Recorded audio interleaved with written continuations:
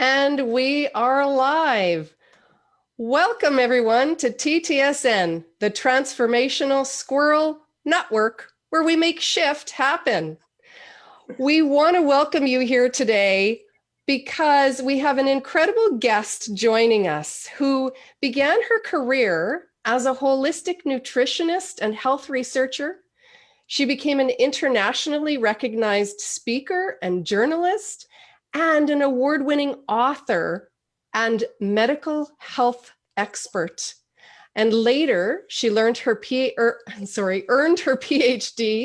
for the research that she does on midlife and women experiencing care or self-care in the face of social pressures on them, and to be perfect in their every facet of their life.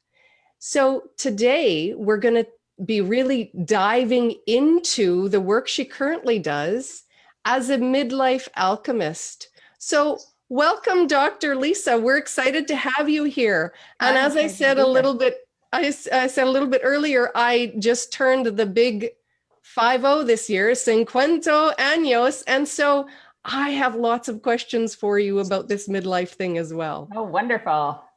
Yes. So we're glad to have you here. So, Dr. Lisa, we want to know how you went from the holistic nutrition and health researcher to the midlife piece. How did that transition occur for you? Well, you know, the old expression, you teach what you have to learn. Yeah.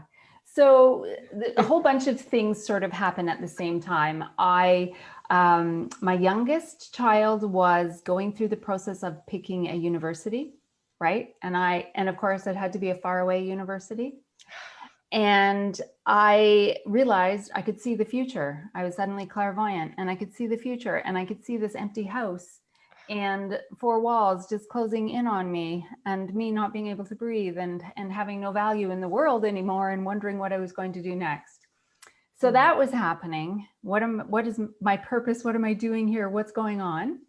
At the same time, in my career as a holistic nutritionist, I was working with women at midlife, and we would get into these patterns where we would make a plan about what the ladies wanted to do for their health. So let's say, for example, they agreed that they wanted to drink more water. We'll make it really simple. So then the next time we would get together, I'd say, so how did that go, drinking more water? And they'd say, oh yeah, I didn't do that. I'd say, okay, I know sometimes life gets hard. So let's try that for next time. Does that work for you next time? Yeah, I'll do that. So then we get together next time and I'd say, so how's it going with the water drinking? Yeah, I didn't do that. I didn't do that. So it started to become professionally challenging, where I'm thinking, I'm not helping anybody. And why are these women not doing the things they say they want to do? Right. So it all kind of happened at the same time. And I decided, well, I might as well go back to school and figure out myself. At the same time, I try to understand behavior a little bit better, understand behavior change theory, that kind of stuff. And yeah, so I went back to university and first did my master's degree. I awoke the geek beast inside of me and decided then I should do my doctorate. And yeah, so yeah, so my master's degree focused on eating behavior. So how do midlife women choose what they're going to eat? And then my doctorate was about how women experience the relationship between self-care and well-being. And that sounds very heady, but really it was, how do women manage the obstacles that get in the way of them taking care of themselves? Right. Yeah. Wow. Awesome. I love and along the way, I figured myself out, so it was all good. Fantastic. I definitely have struggled a lot with many things that you're talking about. Just recently, the water thing actually is part of it. Of course, there's many more facets to it. So I find it fascinating that, I mean, you speak my language completely. And So we were talking about earlier, Tamala and I anyway, as we were getting prepared, we were talking about the rude awakenings that you talk about. Do you think you could touch in on some of that? Yeah, so there's a few of them, aren't there? So basically, oh, there's so many. So the ones we noticed right off the bat, of course, are the physical ones, right? We start to notice that our body is changing, and the relationship that we had with our body is completely different. So we don't know how to feed our body anymore. We don't know how to exercise our body anymore. We don't know how to sleep anymore. We don't know how to get up in the morning anymore. It's like everything has changed. And I call it, it's a rude awakening because our bodies are changing, but at the same time, it's kind of a gift because women have gone through sort of complacently, is that a word?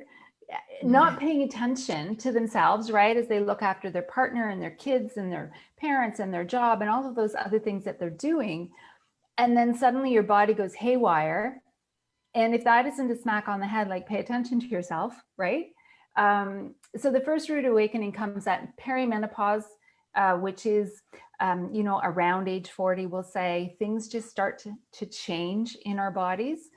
So that's the first rude awakening where, you go to bed one night feeling great and you wake up the next morning and the jeans you wore the day before don't fit, right? And you just wake up and you're like, who is this body? What's happened to me? And that one, again, that's really powerful, particularly in our culture where we prize youth and beauty and this sort of package of how women are supposed to look. And suddenly we don't match up to that ideal anymore. And it hits us at, obviously the physical level. Our clothes don't fit. We can't get to sleep. We might be cranky and irritable and all of these other things. But then there's also these social pressures that we're dealing with, which we haven't internalized as well, right? About, I don't look like I used to look anymore. I don't, I look in the mirror. I don't recognize that face looking back at me anymore. All of these things start to work on the next level, of rude awakenings, which is the mental stuff, right? Who am I? What's happened? And at midlife too, we have an awakening. Jung talked about how when we're young, we're in acquisition, right? We get our education, we find a partner, we have a family. If that's what we're going to do, we buy a home, we get a car, we get a cottage. It's get. Then we get to midlife, and all of that outward energy comes inward, and we start on the inner growth. And it all, again, kind of happens at the same time. While our bodies are going nuts, it kicks up all this mental stuff for us too. So that's the next sort of level of rude awakening. My own example with my baby leaving the nest. Who am I now if I'm not a mom day to day, right? And I know that some women get to perimenopause and they still have little ones at home. That makes it a little bit more challenging, I think, when you're a mom of school age kids and you're going through this. Who am I? What's going on? I have these kids to raise. I'm exhausted. All of that kind of stuff happening at the same time. That's a challenge too. So the mental stuff, that's the next level of rude awakening. And then the next thing that happens, I call it the stirrings. And that's when we start to have those questions about our purpose. What is this all about? Why am I here? Am I done now? I have 40 years left to live. Is it just going to be like this now? And we want more than that, right? We don't want to be bored. We don't, and that's a word that women don't like to say. I'm kind of bored with my life. I like the word ennui, but not a lot of people use that in everyday language. But that's sort of what it is. That kind of meh. Is this what life is? I want more than that. I want to be more than that, and I want to create my legacy. So that third sort of level of rude awakening kicks into. So we have the physical, the mental, and the spiritual awakenings all happen at the same time. So no wonder we feel like we're right. I was just gonna say, hallelujah, I'm normal. Yes, exactly. You are 100%. If you are feeling frustrated, exhausted, confused, irritable, bored, concerned, don't know who you are, you're exactly on track. Oh, thank Perfect. God. Oh, you made my day. Yeah. Because being normal is not something I've really ever been accused of, but you know what? I'm okay with this one. I never actually aspired to be. Yeah. It's kind of freeing to know that being stuck right now, being totally confused and not knowing what to do is just Yes. right on schedule. Fantastic. Yeah. Awesome. You know, I know that acknowledging the social expectations is something that is really important. And that's something that you talked about. And I think that's part of your PhD. Right. Yes. Yes. So I decided to focus, again, going back to this idea of I needed to figure myself out. I'm a Generation Xer.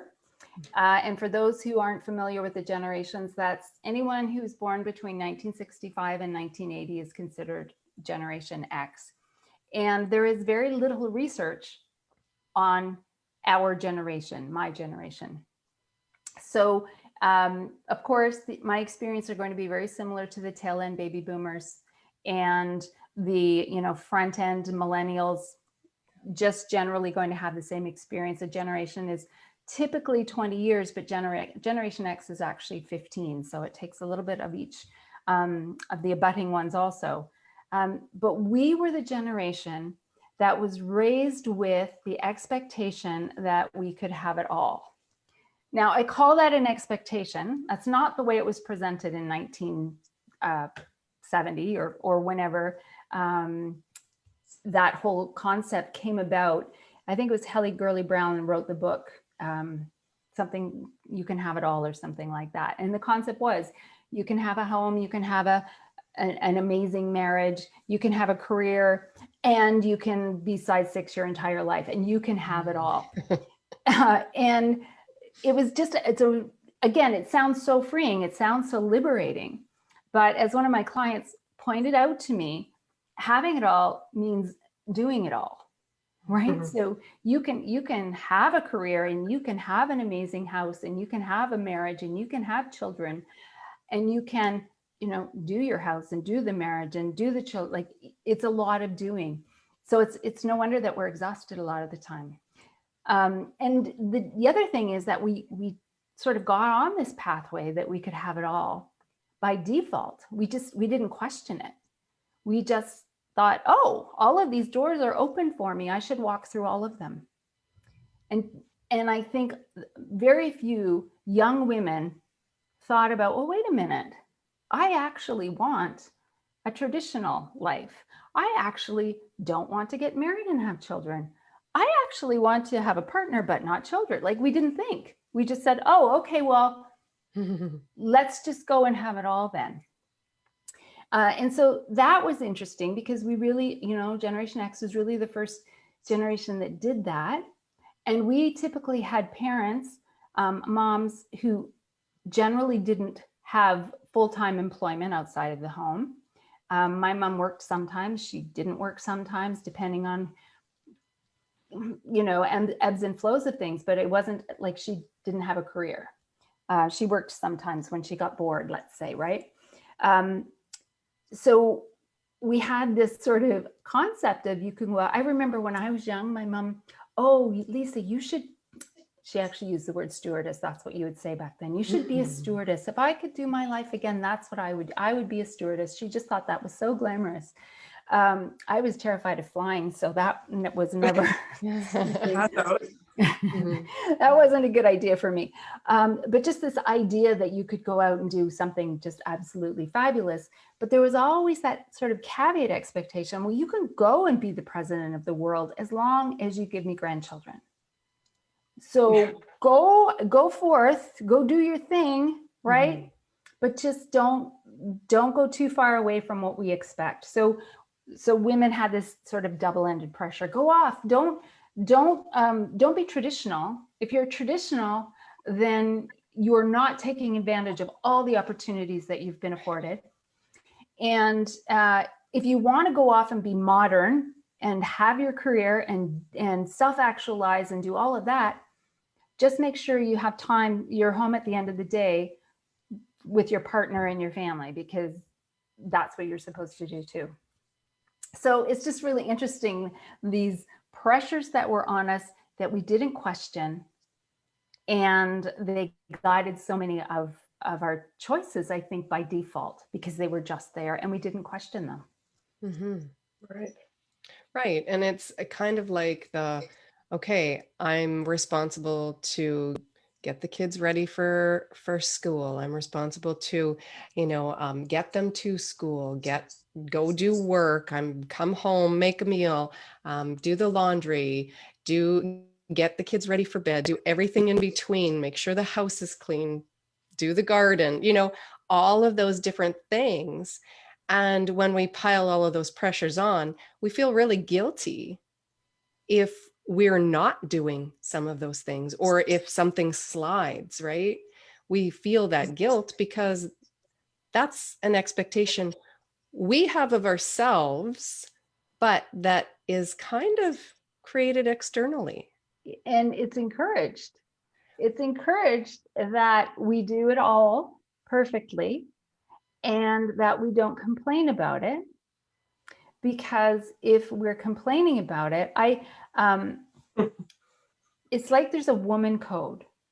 And the woman code is, you don't tell everybody how hard it is, right? You just have to hold it back a little bit, because if you admit that you're struggling, then you're showing weakness and you're not successful at the having it all thing that you took on without thinking about it, but you took it on fully, because not only, are you supposed to have all of these roles, but there's that expectation that you're going to do it perfectly as well. And it's beyond just have a job and have a family. It's have a beautiful home that is spotless all the time. And that is, if you think about this, if we think about it for a moment, yeah, we would never expect this of anyone else. Mm-hmm. No, and you don't. Ever. And it's ludicrous with the pressure we put on ourselves, isn't it? It's insane. And we don't expect it of the men in our lives. No. We don't. Right. We don't expect it of our children. Right. But we all quietly expect it of ourselves. And we assume that our friends or the other women that we know are doing it right, and they're doing it better than we are. Mm-hmm. And we can't admit to them how hard it is, because that's not done. We don't do that. We don't confess that. So it's, again, this all, I call it story keeping too, this idea that we hold back a little bit. And I don't know why we do it. Maybe so that we're not judged. You think about situations like this, is a little off topic, but it's a really good example that I think women will understand. For women who have delivered a baby, and then your younger sister or your younger girlfriend or your best friend is having her first baby, and she says, "Really, tell me what it's like." Do you really? Do you really? You forget everything that happened right after that baby is held in your arms. Well, that's true. There is a little bit of drug magic that happens. A little bit of oxytocin, memory loss. Yeah, memory loss, exactly, right. But still, I mean, just generally, even the idea of or even what is it like to have a newborn? Yeah. Well, it's hell on earth.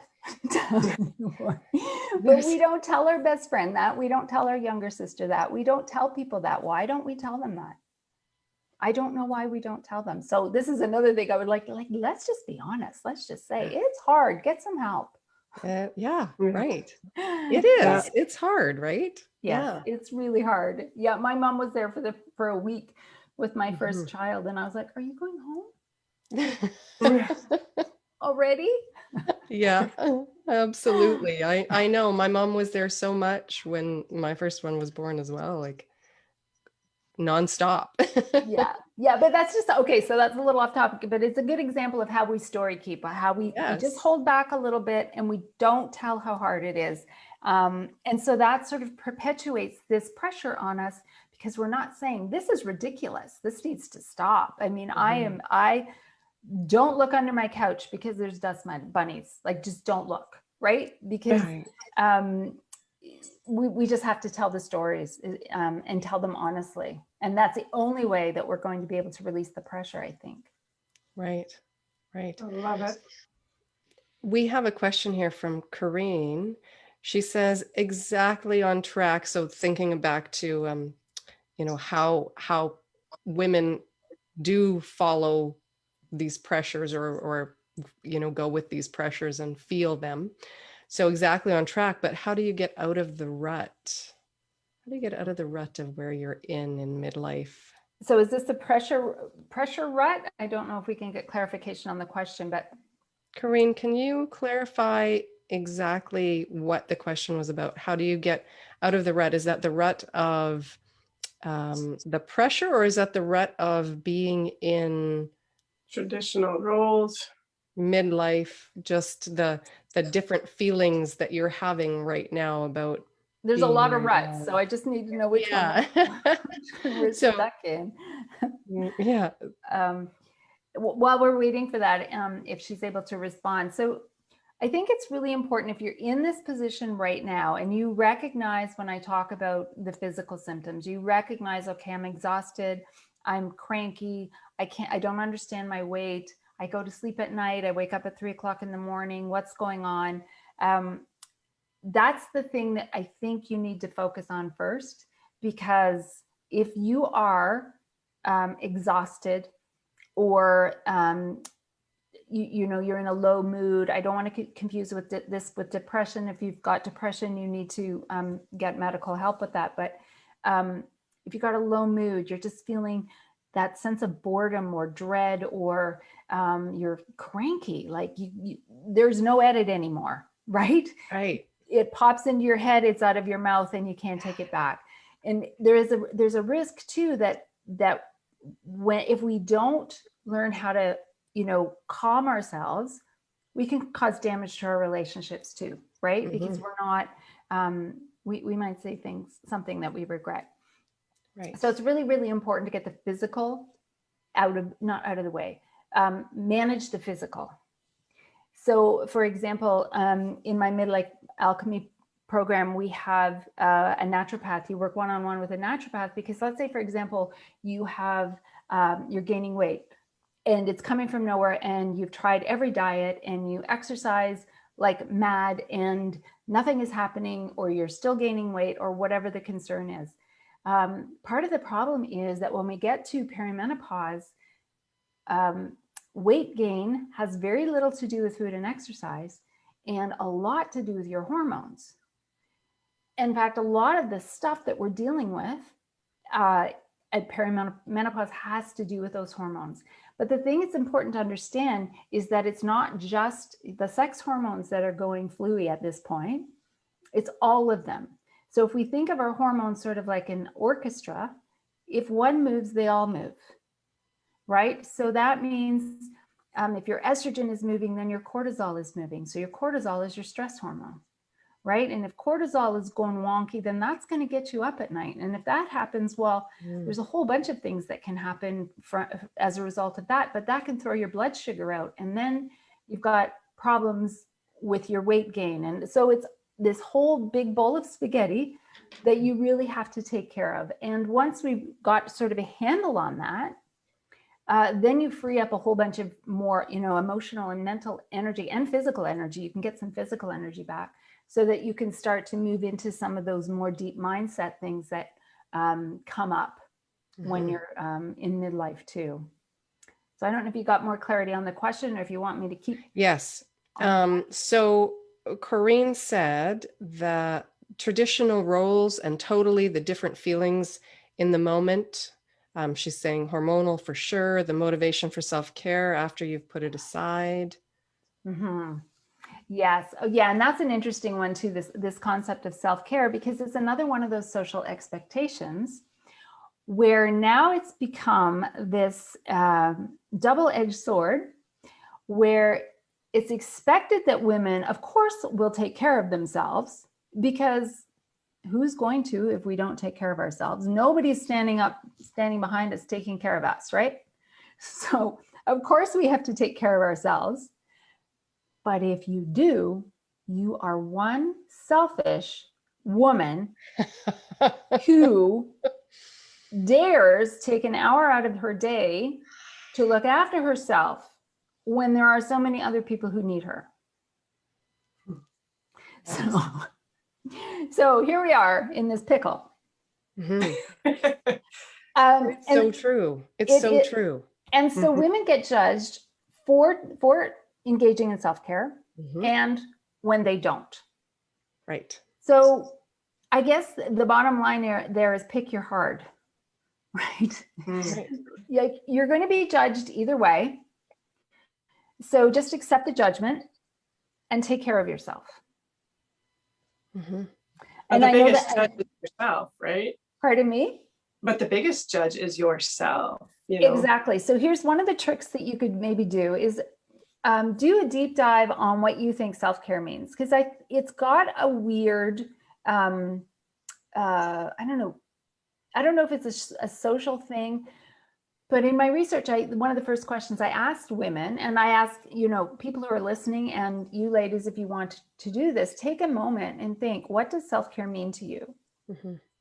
How do you define it? What does it mean to you? What does it bring up for you? How do you feel about it? I personally don't like the word. I can't tell you why I don't like the word, but I was really hoping in my research somebody would come up with this amazing word and I can say, oh, this is the word I'm going to use from now on. So I don't love the word, but I've accepted the word because nobody came up with a better one. So if you're someone who can embrace the word self-care, great, you're 10 steps down the road. If you're not, I encourage you to come up with a word that does feel okay. Or another thing that you can do, and I know this is just mind games we're playing, but these are really important mind games. Think about men. Men are great at taking care of themselves, but they don't call it self-care, right? So let's say your husband or your brother or the men in your life, they don't call it self-care when they go play hockey. Right. They don't call it self-care when they go to the bar. They don't call it self-care when they're watching the sports on TV, but that's exactly what it is. They say, I'm going to play hockey. I'm going to the bar with the guys. I'm going to play golf, right? And it's entirely self-care. That's what they're doing. It's mental, physical, social well-being that they're looking after. So move into that language, instead of thinking about yoga as self-care, I'm doing yoga now. I'm reading my book now. I'm leaving this house and walking around the block now, right? So a little bit of a mind game, I think, but again, understanding that you're going to be judged anyway. Yes. And understanding your own relationship with the word and what your goal is in engaging in a particular activity. It's important to understand that too. So what I mean by that is that some women, when I ask, what does self-care mean to you? They're talking rappelling down a rock mountain. Well, that to me is not, that's no.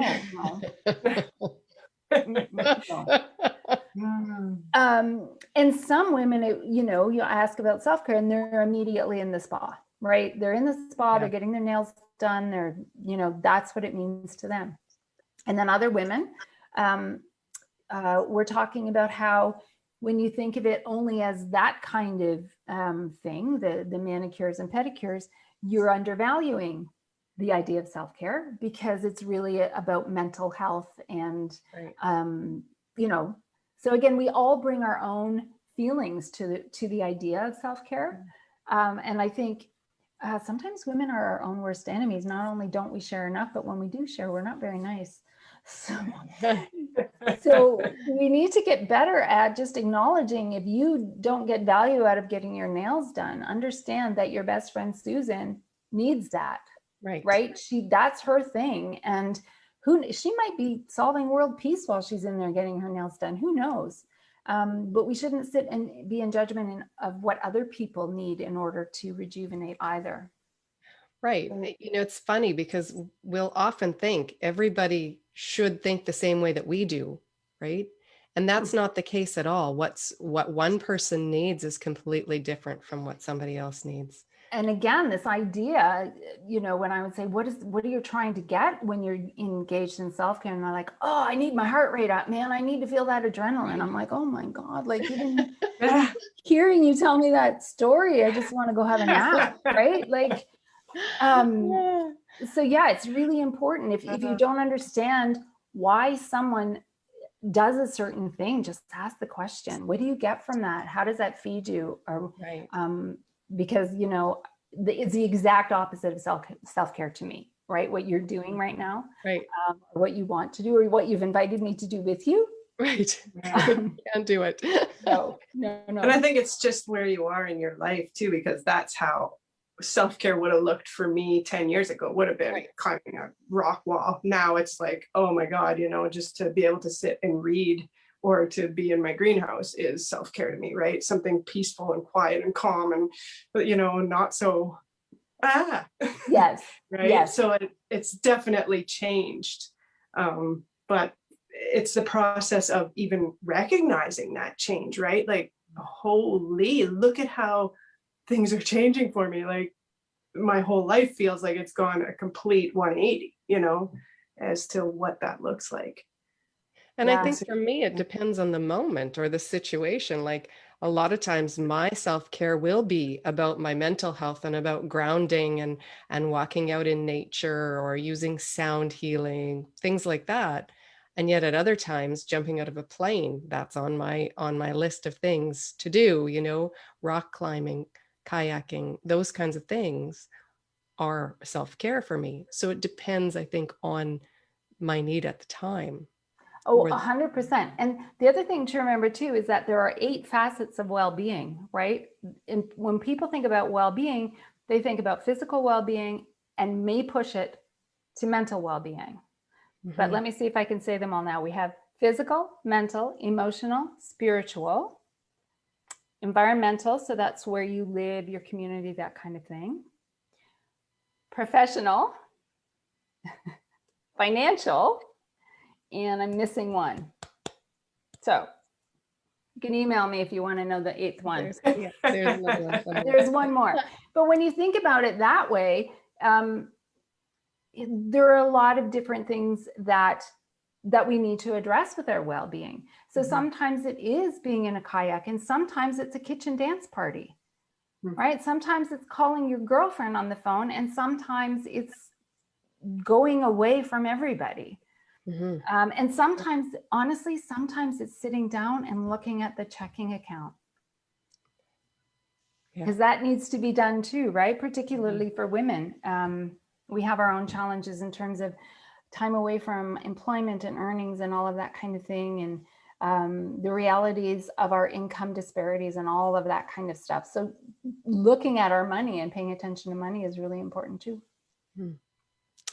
We have James on and he's saying, interesting, we're at the same time, males of the same age were expected to be traditional. And this is talking back to the 70s. And it made it hard to find someone that shared that dream. I'm kind of an odd duck. I was raised by a single mom, and she taught me all types of housework and said that if you're going to be a bachelor, I won't starve or go around with any holes in my clothes. And I knew how to take care of me and others. And through other males, I learned the typical male stuff, minor mechanical, etc. I was raised with the values of someone born in the 1930s and raised through the 40s, 50s. And so I was raised to be a gentleman that worked hard in any way. And then he asks, is perimenopause sort of like andropause? Okay, so I'm a women's well-being expert. I And I don't know enough about andropause to give that a thoughtful, thorough answer. I do want to speak a little bit to that idea of being raised at the same time with sort of that conflicting social expectation, because it became very clear in my research that nobody was off training the men how to function with women being schooled to have it all. Right. So there was this weird thing happening where women were being encouraged to go out, okay, do the traditional, do it all. And I think the men just were standing around going, well, what Yeah. what does this mean? And so there was I think it caused a lot of friction in some cases, because the men let the women go off and do it all, right? And didn't step up like this gentleman, who he sounds lovely. But I think a lot of men just stood back and they let the woman go out and have a job and then come home and run the home traditionally as well, which wasn't good for, obviously it wasn't good for either of us, right? So, and research shows that there wasn't a lot happening for men in terms of the response to what was happening for women at that point. So that's just really interesting. In terms of, it's hard to explain perimenopause to a man, but it really is this, you don't know who you are anymore. And really, everybody has a relationship with their own body. They understand how it works. Even people who don't have food allergies know, oh, I can't eat that because if I eat that, it's going to make me tired tomorrow or whatever. We just get to know, we know how many hours of sleep we need. We know how much water we need to drink. We know how many glasses of wine we can have before things go crazy. We get to know these things about ourselves, and we get to perimenopause and it's all out the window. It's completely gone. We don't know this stranger, this strange body anymore. So again, I don't know that much about andropause to really compare the two, but that's how I can speak to it, sort of to men. It's just like, you don't know who you are anymore. Physically, emotionally, mentally, spiritually. There's definitely a lot of change that, I don't know that I really noticed it coming on as specifically at a certain point in time. It just, it seemed pretty gradual that there's all of this stuff kind of sort of happening. And well, is it just, maybe it's just life, life's happening. But as you say some of these things, it's like, oh, yeah, okay, yeah. Okay, yep. And then in the fall, it's not happening now, thank the Lord. But in the fall, I was having hot flashes.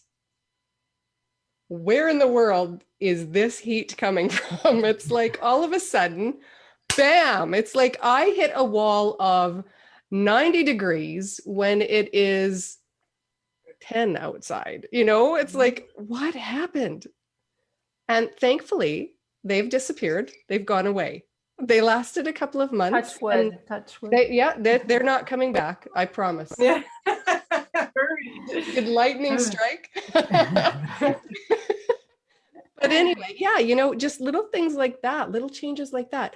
And, there's like sparkles in my hair now that were not there. Yeah. My eyebrows are having a little sparkle party. And I'm not sure that that's really something that I need to embrace just yet. And so that's the interesting part. And I really wish I got the answer to this question, because I was talking to the women in my research about, where did this come from, this disdain for aging?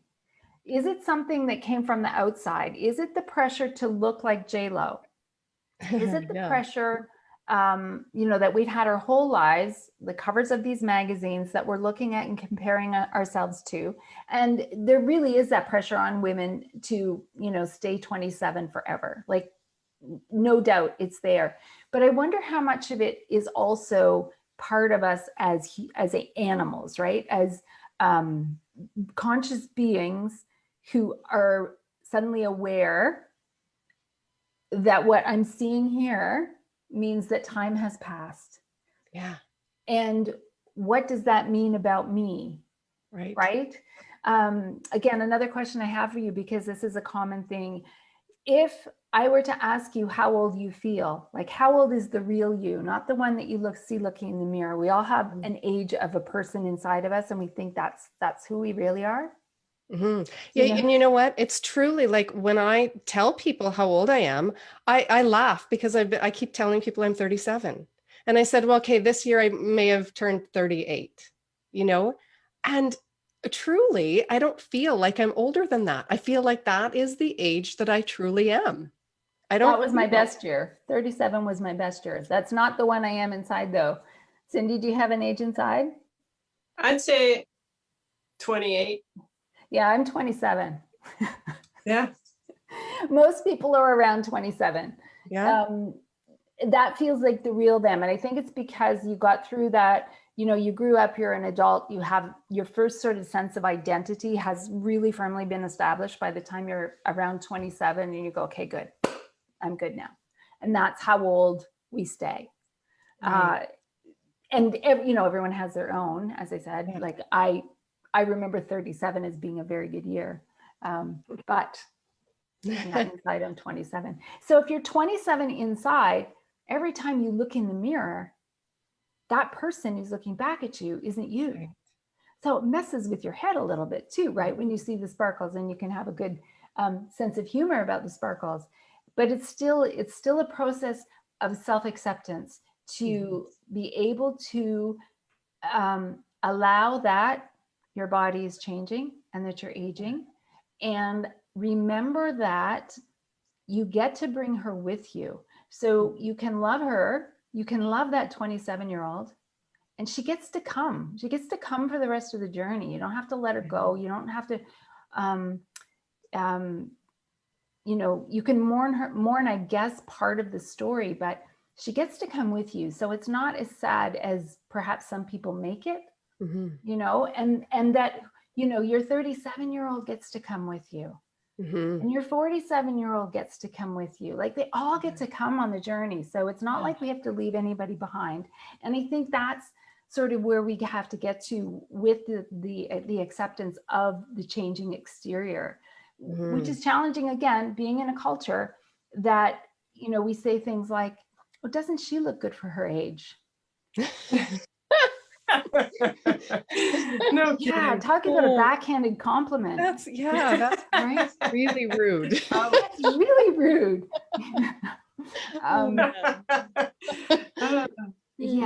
Yeah.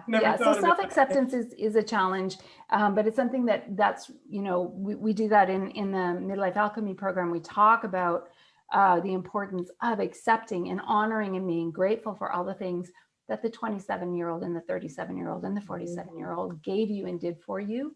You know, just to embrace that experience.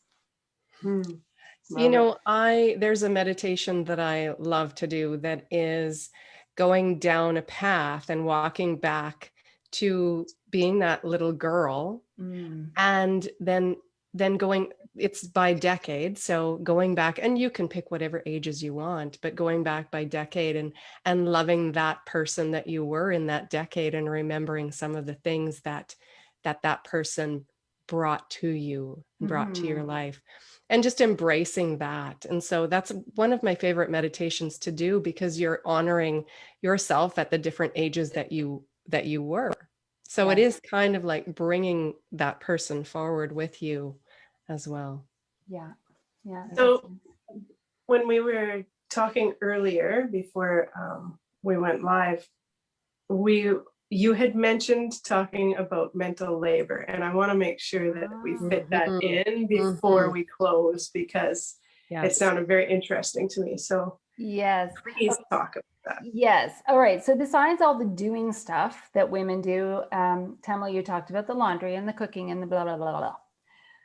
We're also the ones who do the grocery list, and we decide what we're going to have for supper, and we make sure that everybody's registered for their extracurriculars, and that the dentist appointments are made, and that, you know, everybody's where they're supposed to be, and all of that kind of stuff. And that mental labor that constant thinking and planning, the calendar clicking around in our brains, is another stress. It doesn't allow us to as easily be in the moment as, let me just say, the men don't have to do this.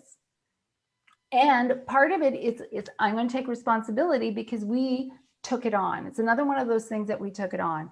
You know, I really recommend that women, if you have young daughters at home or young sons and they're talking about getting married, you sit them down and say, listen, you guys have to plot this out. Who's going to be in charge of this? Who's going to be in charge of that? Because we didn't do it right. And I'm exhausted and I don't want my daughter or my daughter-in-law to feel the way I'm feeling right now. So you guys have to plan this out. And it has to do with not just the physical doing of the things, but the planning of the things. I think it's something women do something like 90% of the mental labor in a family. Wow. That's a lot. Like, did the kids get to school on time? Did Sammy remember his lunch? All of it. These aren't things, men are really good at compartmentalizing. That's why they can just leave their troubles at the door, go to work, do their work, and then, you know, pick up as they go. We don't do that. You know, you've seen that comedian talk about it. Our brains are like a bowl of spaghetti. Like, they just, everything is all related. And, you know, that's true. one thing leads to the next thing. And so there are squirrels running around in that spaghetti. Yes, so any way that you can reduce the mental labor, scheduling apps, make sure that you know, when you're at the dentist, book it for the next year, all of those kinds of things so that you don't have to think about them. We use up a lot of brain power just trying to remember things. And, you know, when you find your 10 menu items that you like to eat, just make the grocery list for the whole month. You know what I mean? Like, do whatever you can to reduce the amount of thinking that you have to do on these mundane things. And that makes it a lot easier. Nice. Absolutely. Wow. Well, that's a lot of information and just incredible stuff that you're sharing with us. Like, it's definitely, I can relate, and it's kind of freeing a little bit Nice to hear that stuff, right? Nice. Because refreshing. It's refreshing to hear that. It's kind of a, yeah, you know what? I don't have to do absolutely everything. And you know what? It's okay if I sit on the couch and watch TV. It's okay to do that. I don't 100% okay to do that. Because here's the thing, if you don't pick up those dust bunnies today, they'll still be there tomorrow. Yeah. Right. Yeah. Get them tomorrow. I love all of the things that you touched on, because it's something that isn't, you know, so openly talked about. You know, maybe you know, Tamala and I will talk about stuff like that, maybe with a close friend, but it's not something that's, you know, so widely spoke about. And, you know, and having men listen in as well is wonderful, right? So that they can understand what is going on in their home with their wife when they turn 40, you know, like, holy shit, what happened to my wife, right? Who is this Where did she go? Yeah. Who's this person? Yeah. So, I mean, it's confusing for us as well as them. It's, you know, it has to be, right? They don't know what the hell's going on either. So yeah, it's so powerful to talk about this stuff. And I thank you very much for doing that. Oh, I love it. I appreciate hearing that. Thank you. Yeah.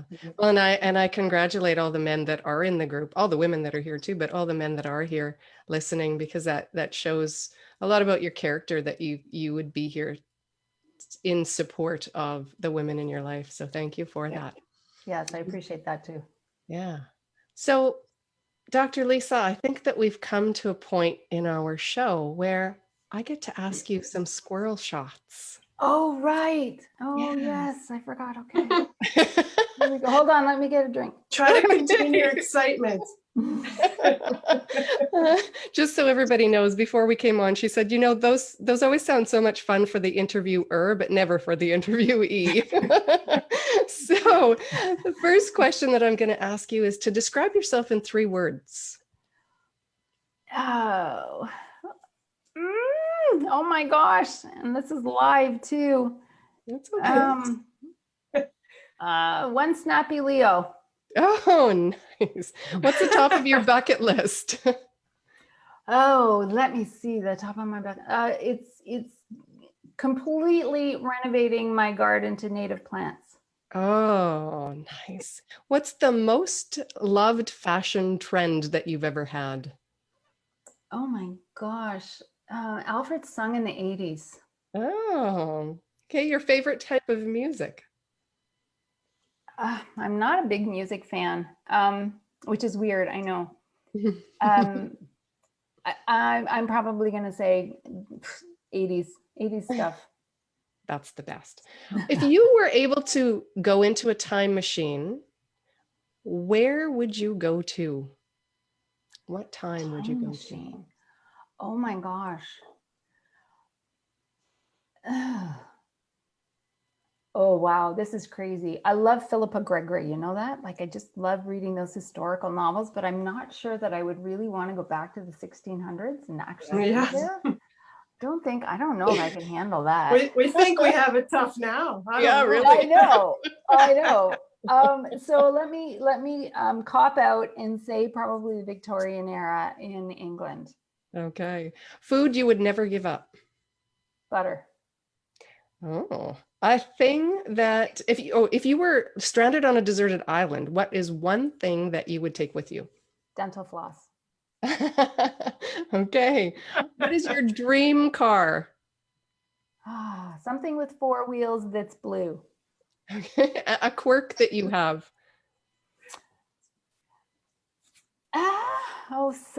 So many. Oh my gosh. I should ask my kids. I don't know. Probably that I don't have a dream car. And where would you like to retire to? Oh, some Caribbean island, but if that doesn't work out for me, any lake, any big lake. I live near Lake Ontario, even something like that. Just right on the lake would be great. Nice. And Cindy has one last question for you. If you could climb to the highest mountaintop and the whole world could hear you, what would you have to say? Right now, it would be faith over fear. No kidding. I love that. Yeah. So true. Cool. Well, Dr. Lisa, where could our listeners get a hold of you? Well, I have a Facebook group, Making Sense of Midlife. If you would like to join there, I would love to have you. I also would like to offer up a free training that I have on my website. So if you go to lisapetty.com, there is a free training there on 3 steps to moving through chaos to clarity. So free sign up right there on the website, lisapetty.com. Excellent. And we're going to get you to post those in the comments as well, Wonderful. just so that everybody has access to those in case they didn't have a pen handy to write them down. Awesome. So that's the end of our show for tonight. And we would like to thank you so much for being on with us. You have given us such value tonight, and we appreciate that greatly. Oh, I love being here. Thank you. So we are now signing off from TTSN. Everybody have a great rest of your week, and we look forward to seeing you here next week. Night. Bye. Bye.